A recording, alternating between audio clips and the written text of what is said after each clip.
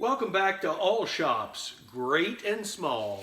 I can't believe it's been 15 episodes. I had someone ask me, what am I doing? And what am I trying to prove?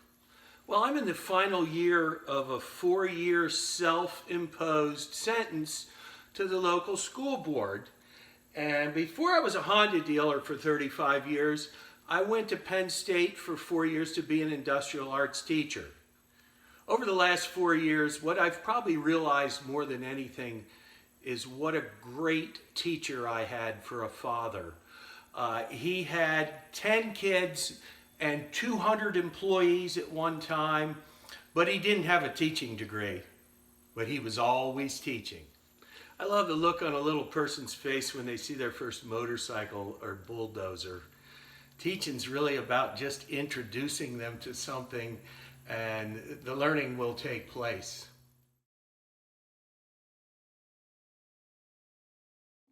All Shops, Great and Small, will attempt to introduce a variety of different shops to a variety of age groups.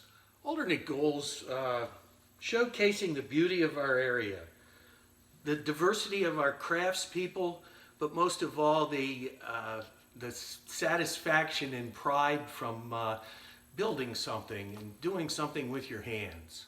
We're going to be leaving the area for next week's episode. We're going to be at Mid-Ohio Sports Car Course where the AMA Vintage Motorcycle Days is happening, which brings us to this motorcycle. I bought this there several years ago, and it was built by a man named Curtis Heslop.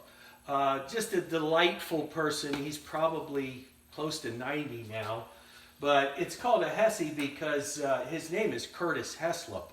I'm going to show some details of it here momentarily, but it's just an example. Mr. Honda spoke of the creative spirit with a challenging mind, but most of all, a vision. Mr. Heslop had the vision to build a motorcycle that looked like an Indian prince. And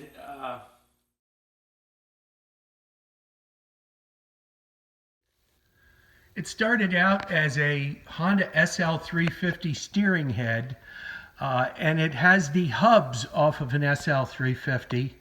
But the engine he used is a Wisconsin Robin power equipment engine, a modern one. The gas tank is aluminum that he fabricated. Everything else was fabricated on it. To give it the old school look with the type of bolster construction, but all these pieces, everything else, the fenders were the trim ring off a Model A spare wheel.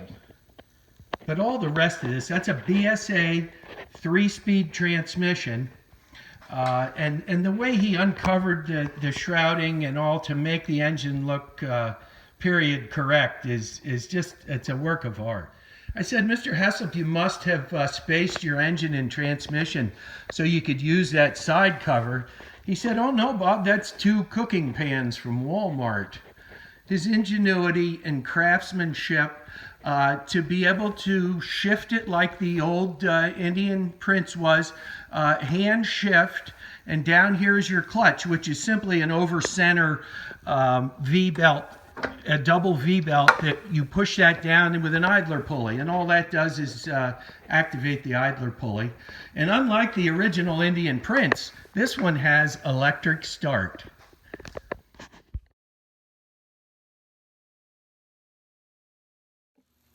I think the popularity of last week's show is because, first of all, people like Cobras, and second of all, John Cropper's a heck of a nice guy.